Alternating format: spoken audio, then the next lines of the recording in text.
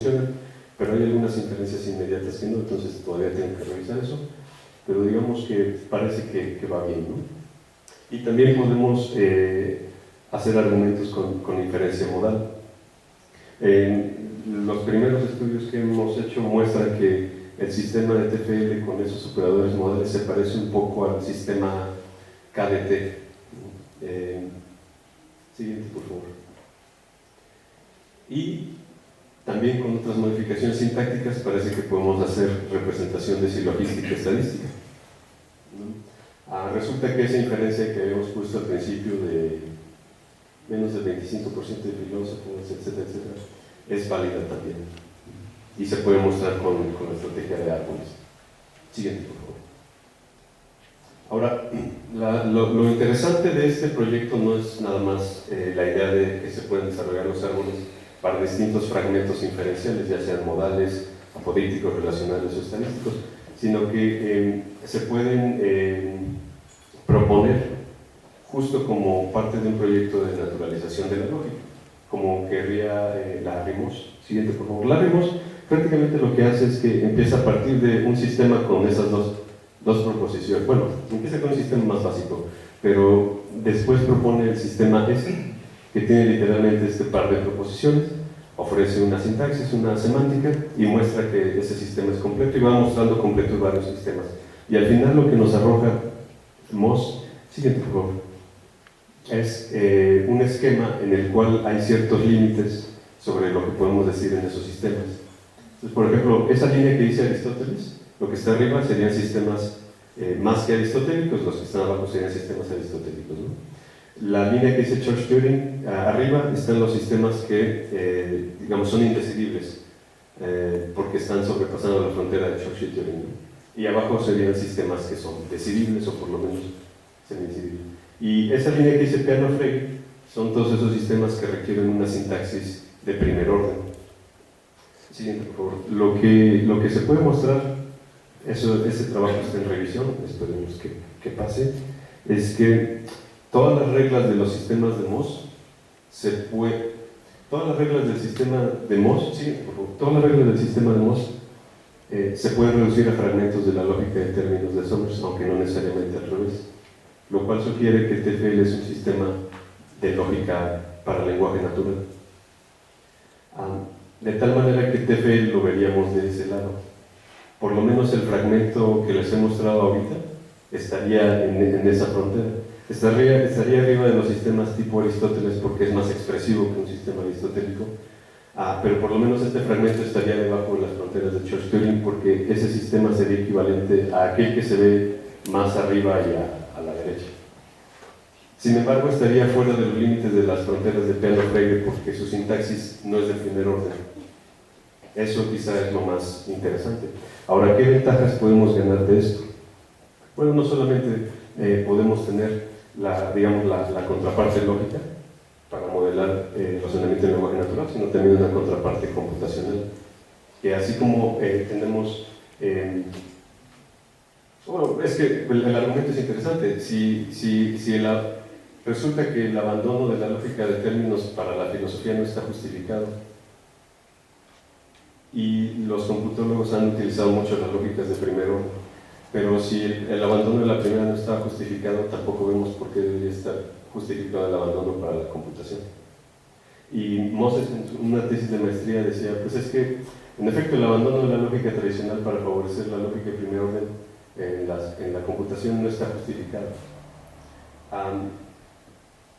¿Y por qué podría ser útil volver a las lógicas de términos no solo en lógica, sino en computación? De nuevo, por la comunicación en lenguaje natural. Por ejemplo, Moses lo que sugiere es el concepto de una base de datos aristotélica. Y una base de datos aristotélicas tiene que ofrecer por lo menos estas cosas. Explicaciones a nivel natural y tiene que proveer abducciones, etc. Sin embargo, si nosotros vemos el lenguaje de Moses, lo que vemos es que al final, este es un programa de Moses, ¿no? No es el algoritmo, ¿no? Pero es, digamos, cómo se vería un programa en su sistema. Pero si lo vemos, no sé si alcanzan a ver, de abajo para arriba, que tienen una I, una A, una E, porque esas son proposiciones categóricas aristotélicas, ¿no? Por ejemplo, hay una que dice ahí, man x, e, dog x. Esa lo que está diciendo es que ningún hombre es perro, ¿no? Entonces lo que está tratando de hacer Moss es recuperar de nuevo la idea de Aristóteles. Sin embargo, si somos cuidadosos nos vamos a dar cuenta que la sintaxis sigue siendo binaria, porque al final sigue diciendo man Sócrates, ¿no? O sea, como si tuviéramos otra vez MDS o WDS, etc. Y sigue siendo una sintaxis binaria. Entonces lo que hicimos fue proponer en base a TFL una sintaxis ternaria. Y de tal manera que hicimos que un programa es, bueno, esta sería como la forma normal para definir un programa, y ahí les quería mostrar rápidamente un video que muestra cómo funciona esta idea de términos, pero ya implementada. Espero que funcione el video porque si no funciona no se pierden de mucho, pero quería mostrárselo de todas maneras.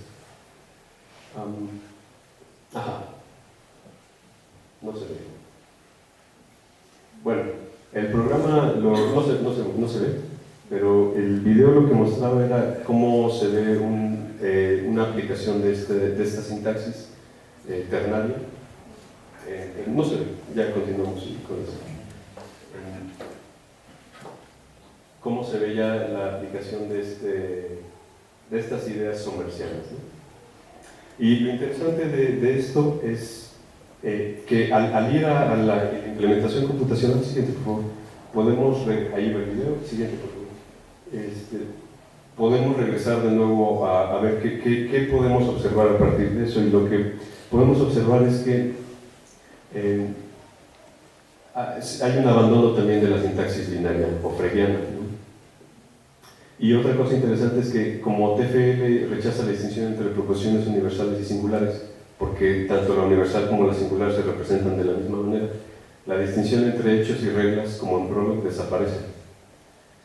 Otra cosa es que, como en TFL no usamos el predicado de identidad, tampoco necesitamos un algoritmo de unificación como en Prolog. Y las otras ventajas, por supuesto, es que TFL, por su cercanía con las lógicas de términos aristotélicas, nos permite definir bases de datos aristotélicas.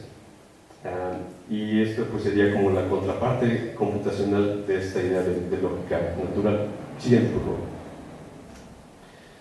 Entonces, por supuesto, aquí lo que tendríamos sería el mapa como el anterior, pero ya en términos de la complejidad. Esto no lo hemos corroborado, pero si TFL estaba entre las dos líneas de en medio, tal vez en el peor de los casos, el software anterior tendría una complejidad de connext time, ¿no?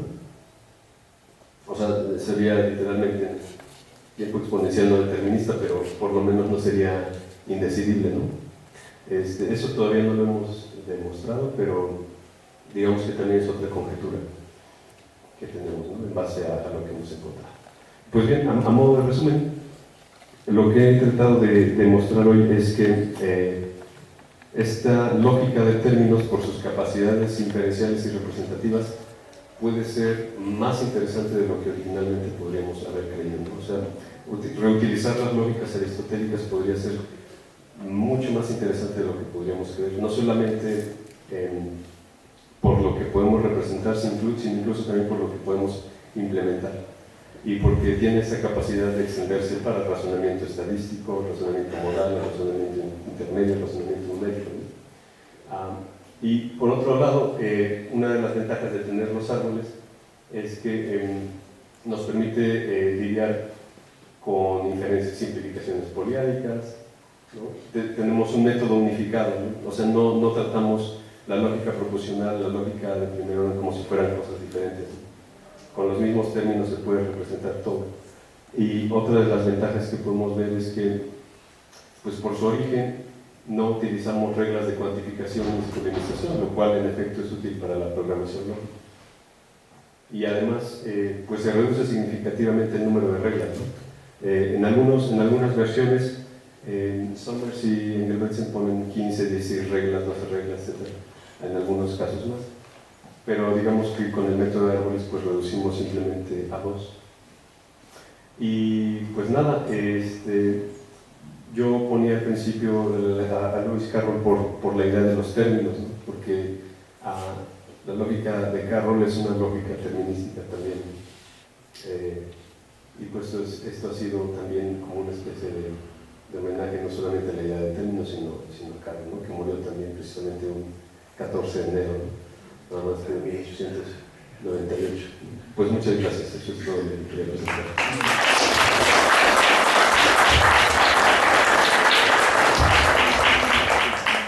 Muchas gracias, doctor. Preguntas del auditorio, todavía tenemos un breve espacio. Por favor. ¿No hay comentarios? ¿No hay preguntas? Yo un comentario. Oye, mira, no sé si, por ejemplo, tenemos un lenguaje, ¿no? El de lógica de primer orden con clasificación, y luego tenemos otros, ¿no?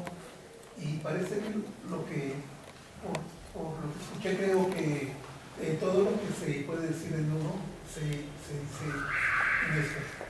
Y hay cosas que no se pueden decir en este, pero sí en los presentes, ¿no? Y bueno, es un ejemplo, y es un ejemplo que me suena familiar, ¿no? Por ahí por los 60 también de Edison, Quine y otros preguntaban, ¿no? ¿Cómo inferir?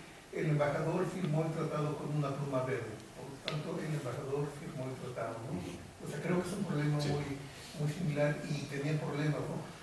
Y veían si valía la pena simbolizar tanto o no, ¿no?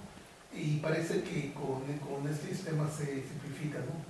Pero ¿hay alguna manera de saber que va a haber alguna cosa que no se pueda decir en este nuevo sistema y que sin embargo sea posible en el antiguo?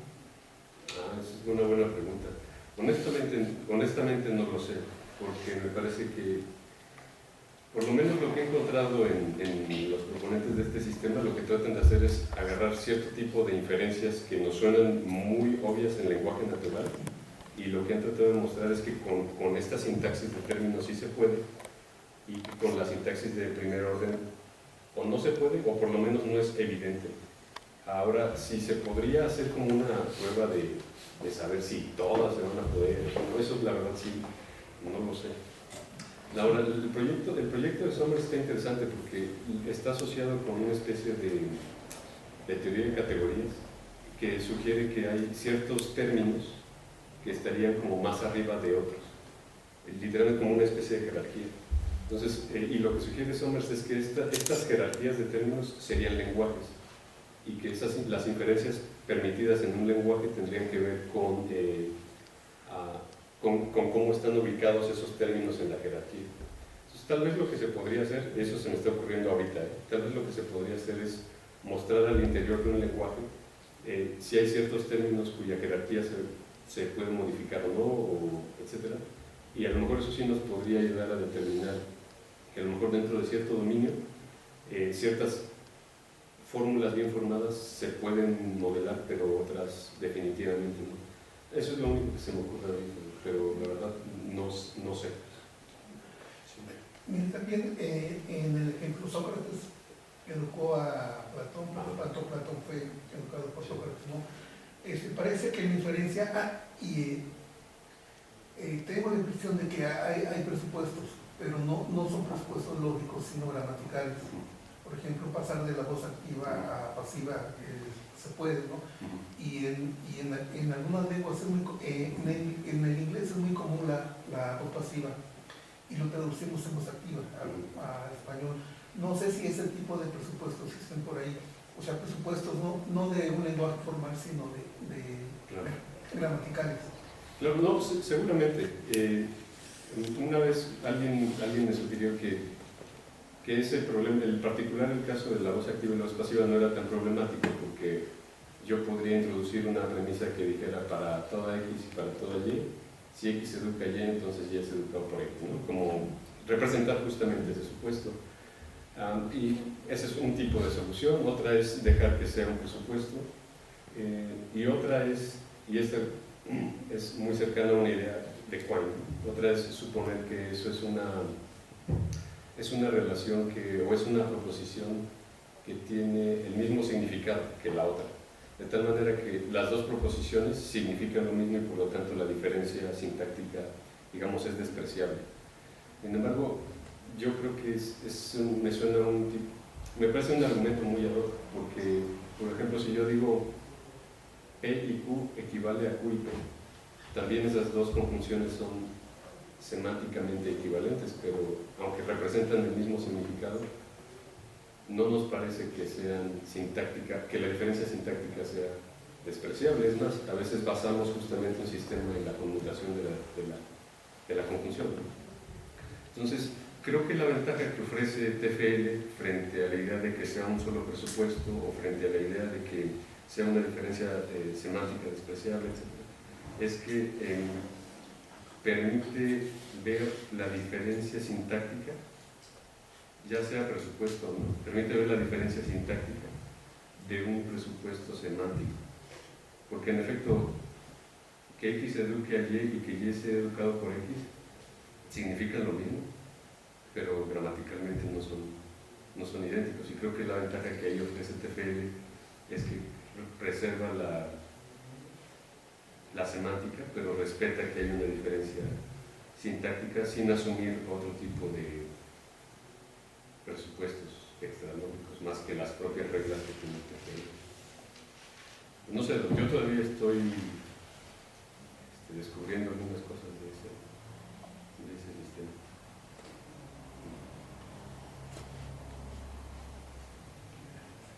¿Alguna otra pregunta? Maestro. Un poco más de práctica, de praxis. Como yo lo pienso,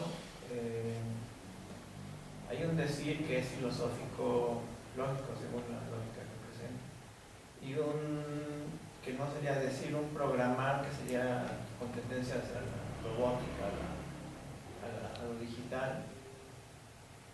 Y entre esos dos yo no consigo cómo, bueno, sí lo conozco y he leído de lo que lo sé, pero no consigo cómo es que lo binario o lo lógico, como usted lo presenta, pueda caber dentro del decir filosófico como si hubiera una estructura ya per se o una estructura ya dicha, que solo faltara ir acomodando los bloques como si fuera Lego o no sé, algo así.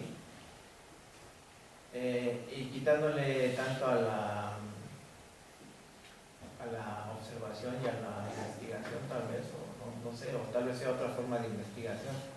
Esa es mi duda, o sea, con respecto a esto, ¿cuál es lo que ustedes proponen y me puede decir?